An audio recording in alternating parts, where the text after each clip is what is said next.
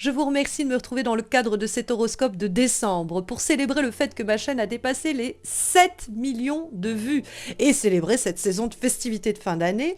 Eh bien, j'organise comme promis un concours qui va permettre à 7 d'entre vous de remporter un cadeau. Les éditions Très Daniel se joignent à moi pour vous offrir tout d'abord cet oracle de Yule qu'ils vous enverront par courrier chez vous si vous résidez en France métropolitaine. Ça, c'est le premier cadeau.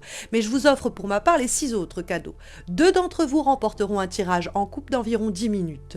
2 autres personnes gagneront un tirage d'une durée de 15-20 minutes au choix sur mon site. Une autre personne remportera un tirage d'une durée de 25 à 30 minutes également au choix sur mon site. Et enfin, vous aurez une personne qui va remporter une séance de 30 minutes en direct avec moi.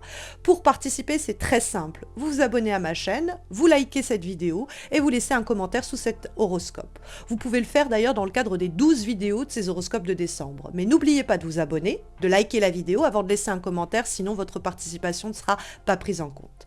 Les résultats vous seront communiqués sur YouTube, Facebook et Insta le 25 décembre. Je vous souhaite bonne chance à tous et à toutes et à présent, on va sonder les énergies de cette fin d'année.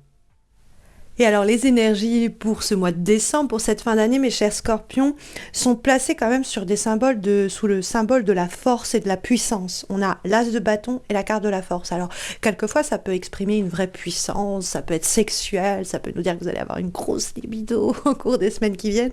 On peut le prendre au pied de la lettre. Mais c'est vrai que dans le dialogue qu'il y a cette idée que vous avez une nouvelle façon de vous comporter face à une situation à propos de laquelle vous avez été peut-être un peu épuisé, fatigué ou anxieux, anxieuse. On trouve en effet la carte de l'as de bâton qui est une formidable réponse au 5 d'épée. La carte du 5 d'épée, c'est des discussions à n'en plus finir sur des enjeux qui vous fatiguent, c'est des disputes dont vous avez ras-le-bol, c'est des conflits dont vous voulez vous débarrasser, c'est des situations à propos desquelles vous avez fini par être complètement défaitiste ou pessimiste parce que de toute façon, vous n'arriviez à tirer rien de cette affaire, que ce soit en discutant ou en agissant, il y avait ce sentiment peut-être un peu de tourner en rond. Et le 5 d'épée, ça peut être l'idée que quelquefois, il faut s'avouer vaincu et ce n'est pas de cette façon-là qu'on va résoudre le problème ou faire avancer les choses. Il y a une autre manière d'opérer. Et c'est visiblement une nouvelle solution que vous trouvez, une nouvelle façon de vous comporter que l'as de bâton va préconiser, encourager, favoriser et même annoncer sur un plan prédictif. Donc c'est vrai qu'avec en plus de cela, au milieu, en termes de vibration, la carte de la force, on a vraiment cette idée que vous réussissez à affronter les enjeux qui pourraient être source d'angoisse ou qui pourraient être un peu exténuant à approcher, c'est-à-dire que vous avez la force physique et mentale pour affronter cette affaire et réussir à dépasser vos peurs ou dépasser votre colère peut-être même pour réussir à vous protéger. On a le 9 de bâton en plus en direction, vous affirmer et puis surtout ne plus vous fatiguer dans cette situation-là. Vous reprenez peut-être aussi l'ascendant sur cet enjeu pour ne plus en être la proie ou pour ne plus être affaibli par cela. Donc il y a quelque chose qui gagne en puissance. Ça, c'est aussi l'enjeu important de cette fin d'année, c'est qu'il y a soit une nouvelle vitalité que vous vous découvrez, une nouvelle passion, un nouveau feu, un nouveau désir qui vous submerge également. Vous réussissez néanmoins à maîtriser, vous n'êtes pas à sa solde. Ou alors vous trouvez une nouvelle force de caractère presque, comme si en fait vous aviez la niaque pour réagir différemment de ce qui était jusqu'à là votre manière d'aborder cette problématique-là. L'as de bâton, c'est je vais faire, je vais entreprendre. La carte de la force, je vais maîtriser, je vais faire preuve d'une grande force mentale et d'une lucidité. Je vais avoir suffisamment confiance en moi pour passer à l'action, parce que l'as de bâton, c'est vraiment allez, faut y aller, faut créer, faut agir, faut plus se poser mille et une questions, hein, parce que trop se poser de questions, ça peut être le 5 d'épée en fait. Si vous commencez à trop vous interroger, à trop réfléchir avant d'agir, vous allez vous déprimer vous-même. Vous allez voir le verre à moitié vide plutôt qu'à moitié plein. Parce que le 5 d'épée, ça peut être une forme de défaitisme ou de fatalisme comme ça, de pessimisme que vous nourrissez par des pensées limitantes et restrictives. Donc le 5 d'épée, c'est que vous êtes déjà en train de vous dire ça va pas le faire, je vais pas y arriver ou ça va pas marcher peut-être malheureusement parce que vous avez essuyé des déboires par le passé et des échecs, et que du coup vous êtes malheureusement un peu trauma par cet événement, par cet échec-là et cette défaite-là, et vous dites ça va capoter après, ça va pas non plus prendre, parce que c'est la même problématique, ou c'est la même personne, ou c'est le même, ou c'est un enjeu qui vous rappelle celui dans lequel vous avez essuyé un échec. Mais en réalité, en fait, c'est si vous commencez à vous dire que c'est mort dans l'œuf, ça va pas prendre. Alors que justement, c'est comme si vous aviez un feu rugissant comme ça en vous, qui prenait l'ascendant et vous permettait de dépasser les limites, soit que l'on vous impose, soit que votre inconscient vous imposait. Avec cette carte de l'as de bâton et de la force, j'ai vraiment cette idée que vous êtes un super-héros, une super-héroïne ce mois de décembre. C'est-à-dire qu'il faut enfiler votre cape, vos petits collants, et vous allez aller loin, quoi. Il y a cette idée que oui, vous savez voler, en fait. Donc c'est une image, hein, toujours dans le côté super-héroïne ou super-héros, mais en fait, c'est vrai que la force et l'as de bâton, vous pourriez vous découvrir une capacité d'action que vous ignorez, des ressources intérieures que vous pensiez épuiser, ou une manière de faire où vous pourriez vous étonner vous-même. Alors, ça peut être aussi un projet qui démarre avec la carte de l'as de bâton, et en fait, il y a une telle intensité, un tel désir de faire, que ça vous permet peut-être de laisser de côté vos peurs, ou de laisser de côté ces personnes qui ont tendance à peut-être vous rabaisser, ou plus simplement qui ont tendance à considérer que vous n'allez pas y arriver. Parce qu'on a tous des gens comme ça autour de nous qui nous disent « t'es sûr ?» Bon, des gens qui ne nous tirent pas vers le haut, quoi. Mais c'est eux-mêmes, ils sont pétris de peur, de doute, et ils sont paralysés, et ils nous paralysent par effet de miroir. Mais donc, vous pourriez avoir des gens comme ça qui vous tirent vers le bas. Il ne faut pas les écouter. Vous avez ce feu, cette flamme, vous êtes sûr de vous, vous le ressentez de l'intérieur, il faut y aller, quoi. La carte de la force, c'est prendre même à bras le corps la problématique en question. Parce que vous avez en plus le 9 de bâton. Alors, le 9 de bâton avec le 5 d'épée, il y a quand même cette idée de je ne me laisserai pas intimider, je ne me laisserai pas être déprimée par le pessimisme des autres, je ne laisserai pas mes peurs limitantes me restreindre et m'empêcher d'affronter les enjeux en question. Il faut aussi que je m'auto-coach, quoi. C'est-à-dire que je me dise, tu peux le faire. Tu vas le faire, tu vas réussir à le faire. Et vous sortez de cette fin d'année, du coup, en faisant purée, je me suis auto-motivée et j'y suis arrivée.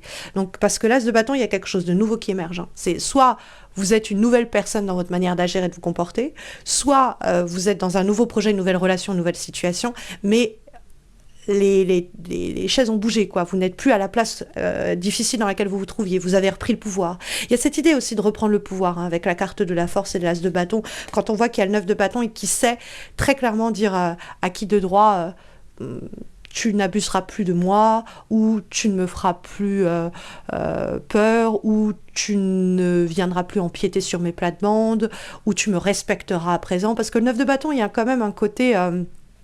je me défends, quoi, avec force, avec puissance, et ça encourage en face de moi des comportements beaucoup plus sains. Et puis c'est une sorte de spirale vertueuse, c'est-à-dire que à partir du moment où je me prouve, bah tiens, je peux agir sur les événements, bah je fais une action de plus, je vois que ça bouge, et puis et je reprends comme ça le contrôle d'une situation donnée. Le 9 de bâton, il y a de la fatigue. On sent que c'est pas quelque chose qui est aisé, qui vous tombe tout cuit dans la bouche, hein. Il y a beaucoup à faire, beaucoup à accomplir, et que à un moment vous dites est-ce que ça en vaut la peine? Mais vous êtes juste sur le point de dépasser la ligne d'arrivée, vous êtes au moment d'arriver et d'atteindre cette victoire et de sortir victorieux ou victorieuse de cette affaire. Donc ne lâchez rien, ne lâchez rien. C'est pas le moment de vous dire oh, j'en ai marre, 5 d'épée, je lâche l'affaire, je jette l'éponge. Ce serait tellement dommage. Au point où vous en êtes d'arriver vraiment à votre objectif, ce serait tellement dommage. Donc restez fort ou forte, vous avez encore des ressources, et puis suivez votre envie, votre désir et votre passion, hein, de savoir à qui de droit lui dire bah toi tu la fermes, je veux pas t'entendre, c'est fini de me rabrouer, et c'est fini sinon de me miner, ou cette situation qui était conflictuelle, qui était risquée. C'est peut-être aussi l'idée de se dire bon, ça c'est mort, j'avoue, je suis vaincue sur cette affaire, mais c'est pas grave. Je vais gagner, j'ai peut-être perdu la bataille, mais je vais gagner la guerre, hein. Il y a aussi cette idée-là. Un peu, vous avez peut-être perdu la bataille, mais il vous reste la guerre à gagner. Et vous avez totalement les moyens de la remporter. Donc, nouveau feu, nouveau désir, nouvelle passion, et qui peuvent vous aider à faire le deuil des échecs passés, ou des disputes, des conflits, des ruptures éventuelles, et des deuils dont le 5 d'épée peut rendre compte. Nous avons comme avant-dernière énergie, mes chers scorpions, une lame issue de l'oracle de l'alchimie intérieure et nous avons la carte laisser passer la tempête. Donc laisser passer la tempête peut effectivement nous dire qu'il y a une situation que vous considérez peut-être un peu chaotique ou tumultueuse, mais en réalité c'est peut-être la manière dont vous percevez les choses ou parce que vous êtes chahuté par les événements en question et que vous les subissez ou vous avez l'impression de les subir et que vous dites peut-être qu'il faut que je prenne de la distance, que je ne les laisse pas m'affecter ou m'impacter. Et effectivement, il faut trouver les attitudes, les comportements et les actions qui font que vous n'êtes pas aspiré par la négativité de quelque chose ou la négativité de quelqu'un. Donc le recul sur toute chose est utile à votre équilibre. Il y a cette idée de vous positionner un peu au-dessus de la mêlée et laisser ce qui doit sortir, puis un peu juger tout cela de loin. Prendre le recul va vous permettre de ne pas être affecté, de profiter de la situation, d'en tirer les bienfaits sans être impacté négativement. Donc c'est l'idée d'observer les événements, de voir ce qui se déroule et puis de réagir en fonction de la tempête pour surfer la vague, l'éviter et avoir l'ascendant.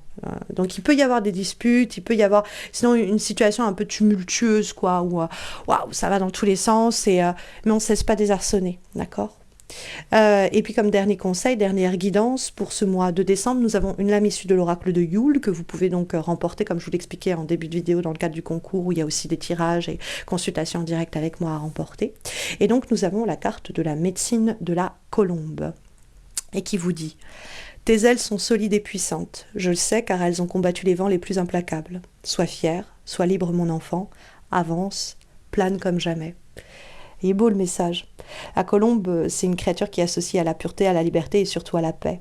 Alors, ça peut être un symbole de pardon, qui peut être le plus grand cadeau parce que c'est vous qui obtenez la paix et la liberté en fait.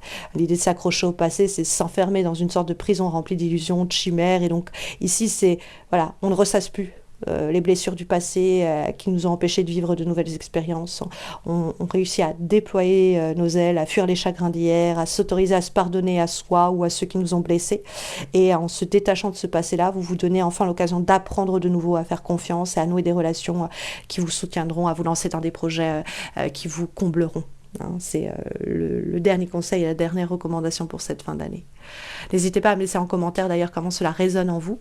D'ailleurs, ça vous permettra de participer au concours en vous abonnant aussi à ma chaîne et en likant la vidéo. D'ailleurs, vous pouvez aussi vous abonner à ma chaîne pour ne pas rater évidemment les horoscopes de janvier qui sont publiés en décembre, mais aussi des horoscopes annuels amoureux pour 2025 que je vais poster au cours de décembre. Et puis je vous remercie parce que la chaîne est sur le point de dépasser les 44 000 abonnés, on a plus de 7 millions de vues, ça me touche beaucoup et en février elle va fêter ses 10 ans ma chaîne, donc je pense peut-être même mettre sur pied peut-être une petite tournée pour vous rencontrer dans des grandes villes, aller jusque même en Belgique, rencontrer certaines d'entre vous. Si c'est quelque chose qui peut vous parler, que vous avez envie de m'aider à organiser ça, n'hésitez pas à me contacter. Et puis écoutez, je vous souhaite à tous et à toutes de très belles semaines mes chers scorpions, j'espère vous retrouver très vite. Prenez bien soin de vous d'ici là.